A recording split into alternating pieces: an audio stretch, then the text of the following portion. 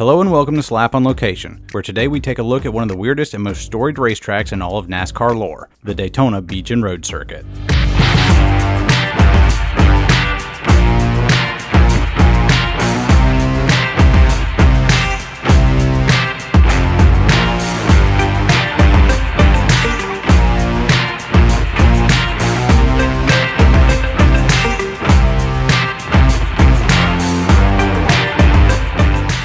This is S1ap on Location, and this is where it all started, right here at the Daytona Beach circuit. This wasn't the first NASCAR strictly stock race, it was actually the second one, but right up the road a little bit is the Streamline Hotel, and this is the north turn. This would have been turns 3 and 4 through here. Down the south turn, down there about 2 miles, would have been turns 1 and 2, and where they would have thrown the green flag and the checkered flag, depending on the year. The configuration of the track changes a lot depending on what year you're talking about. You probably wonder why anybody would want to race on the beach to begin with. Why would you want to race on the sand? Why would you want to be so close to the ocean? Well, the surface here is actually a really compact silicate sand that's actually almost like concrete. I mean, when the tide comes in here and it rolls out, this is a very dense surface. You don't sink down into it at all. But the racing over here, you kind of had to take into account the tide, you had to take into account the time of year, what the weather was going to be like. You really weren't in control of a whole lot of factors. But we do know who actually designed the first Daytona Beach circuit. It was a guy by the name of Sig Hogdal. He was a Norwegian immigrant. He used to race out here. He did land speed records with everybody else during the 20s and the 30s. They broke the 200-mile-an-hour barrier out here, and they broke the 300-mile-an-hour barrier before all that migrated over to the Bonneville Salt Flats out in Utah. But the benefit of them moving out to Utah meant that, well, this whole area right here was basically open to do the first stock car races in the 30s. The racing out here in the early 30s was kind of haphazard, and the first big race they held out here was in 1936. It was actually held by the city of Daytona. Sig Hogdal had been signed on to design the track. He came up with a 3.2-mile configuration out here, and that configuration basically stayed the same until the late 1940s. But the first race here was just an absolute disaster. The ticket holders or ticket takers came out here early the morning of the race day, only to find about 10,000 people already out here that they all of a sudden couldn't get tickets from, and they couldn't give them to give up the good seating that they already had. People would sit up here, they'd park by the dunes, they'd park over here in the turns on the straightaways of the Highway A1A in the back that served as the back stretch. But yeah, the first race was a total disaster. By most estimates, the city lost somewhere around $22,000 during the affair. And the race was supposed to be about 80 laps. I think they completed about 74, 75 of them before the tide moved in, and they just couldn't complete it. After that, the city just completely gave up, but a guy who finished 5th in that very first race by the name of Bill France decided that he could do better. He got with Sig Hogdal, and they decided they were going to come out here the next year in 1937, and they'd try their hand at it again. In that race, they actually were able to complete their scheduled distance, but they still lost money. It wasn't nearly as much as they had lost in the first foray when Daytona City had done it, but it was enough to make Sig Hogdal back out. They did another race that year, and that time Bill France actually made money. He made about $200 profit, which today would be around $4,000 in today's money. That wasn't really worth all the time, money, and headache it took to come out here, shut down a major highway in the middle of peak season. They were holding the races in the middle of summer, but it made him know that he could make a profit out here. He held another race, and that time he made $22,000 profit, which would be about $400,000 by today's money. And after that, he was just absolutely dead set on making this race as big as he could make it. And fun fact, while he was promoting and putting on these races and directing them and everything, he was still competing. He would go out here, he'd finish in the top 10 or top 5 just about every time he came out here. He was originally from DC, Washington, DC, and during the Great Depression in 1935, he came down here, opened up a mechanic shop, And once he heard about racing out here on the beach in just some random old sedan, or just any old random car you could find, he immediately fell in love with the concept, and he came out here and he was determined to make this work, and by God he did. All right, I'm standing up here in the north turn, and as you can see, the sand here is not nearly as compact as it is out there on the beach. It's a lot looser, and it's really bumpy here. There's several bumps that come up through here, and you actually go uphill quite a bit. I'd say this is probably about 10 vertical feet of rise.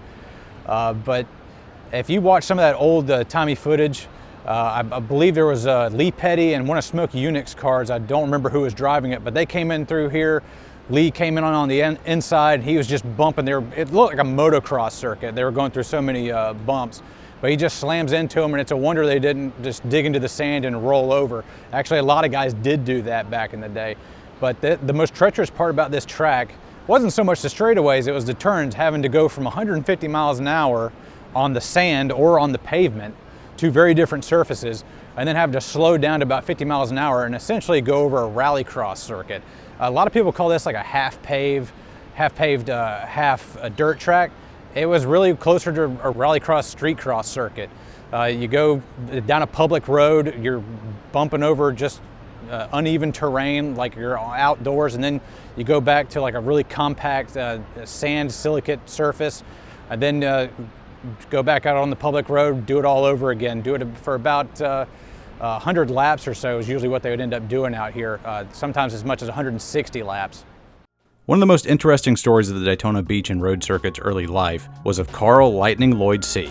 A native of Georgia, he was a regular competitor at the many beach races of the late 30s and early 40s. He began racing at the historic Lakewood Speedway in 1938 at the age of just 18, and was already a local legend in the moonshine running business. One Georgia deputy said of him, he was without a doubt the best automobile driver of his time. He was absolutely fearless. I caught him 8 times and I had to shoot his tires off every time. In one instance, he was making a run to pick up some moonshine, and a deputy stopped him for speeding. Lloyd handed the officer $10. The officer told C, "Damn it, Lloyd, you know the fine for speeding ain't but $5. C replied, "Yeah, but I'm gonna be in a hurry coming back, so I'm paying in advance." In July of 1941, Lloyd C. flipped his car twice at the beach race, but still battled back to finish 4th. He'd come back to the track in August and win after leading all 50 laps, even though he had started from 15th. Despite being so young and with so many amazing moments already to his credit, the young phenom surely had a great NASCAR career ahead of him, but unfortunately he'd never lived to see the organization even be created. On September 2nd, 1941, after winning 3 races in a row in the last 15 days, he was staying at his brother Jim's house when their cousin Woodrow Anderson confronted Lloyd about a massive amount of sugar he had bought that had been credited to Woodrow's account. After a very heated argument, the three set off to Woodrow's father's house to settle the dispute. The evidence is pretty murky as the only 2 witnesses were Woodrow and Jim, but after an altercation, Woodrow shot Jim in the neck, just barely grazing him. However, Lloyd was shot fatally, and according to Jim, died where he had fallen, uttering his last words, "Woodrow, why'd you do it?" The early history of stock car racing and shine hustling is often touted as an age of good old boys, but even then, the commerce of vice often comes with a heavy price and is surrounded by the graves of so much lost potential.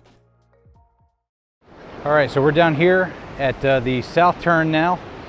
We are standing where the track was extended all the way down to Ponce de Leon Inlet, which is just a little bit further down. Originally, the track was 3.2 miles. As I said earlier, that was the original SIG Hogdell configuration.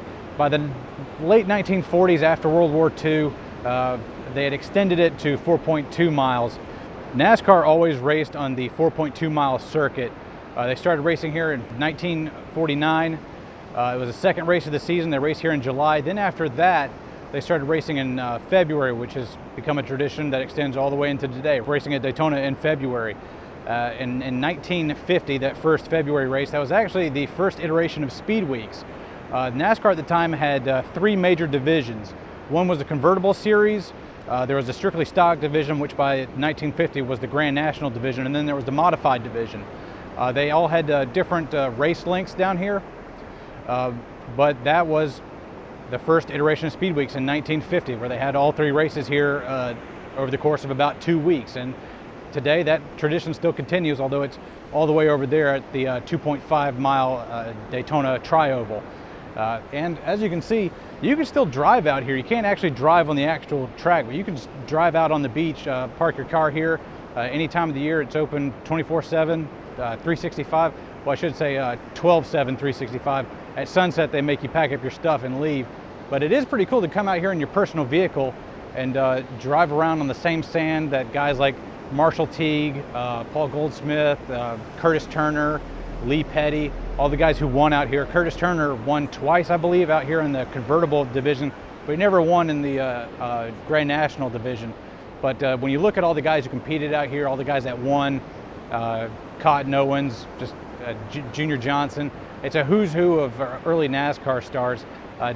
But probably the number one master of the Daytona Beach circuit would be Red Byer, NASCAR's first champion back in 1949. During the 1940s, he won 4 races out here on the beach, both in the 3.2 mile configuration and the 4.2 mile configuration, which is pretty impressive when you consider that from 1942 to 1945, they didn't race out here because of World War II.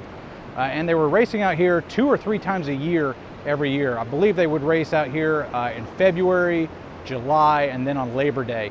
As the years went on, the Southern 500 down in Darlington became more and more popular. So the racing during Labor Day just kind of died off. And when Big Bill France decided to build Daytona International Speedway all the way out there, racing out on the beach just kind of died off. It was a big headache for the city. They had to shut down Highway A1A. They had one of the races down here. If it wasn't in Labor Day, it was in the middle of July, which is peak tourist season. So it was just too much of a headache to deal with. So eventually all the racing just migrated over to Daytona International Speedway. And the Labor Day race was pretty much dominated by Darlington. But even all the way through the 50s, this was still the second richest purse in all of NASCAR. The first was obviously the Southern 500. But if you could win the Southern 500 and the Daytona Beach race in the same year, you were pretty much set. I mean, that was an ungodly amount of money back then. So it wasn't just a testament of your prowess, it pretty much would fund you through the entire rest of the year. All right, we're about 1,000 feet past turn 2 on the south turn. And this right here, this would have been the pit area. This would also have been where a lot of spectators would park their own personal vehicles. And you can kind of see where the tide would come up right here. And just on the other side of that discoloration in the sand is where the sand stops being nice and compact and a nice racing surface, and then just turns into like really loose sand, and you could easily get your personal vehicle stuck out here. Or in some cases, cars coming through the turns would just get stuck in the sand. The racing line here, it depended on a lot of different factors. It depended on how hurricane season had been, what time of year it was, what the tidal patterns had been like.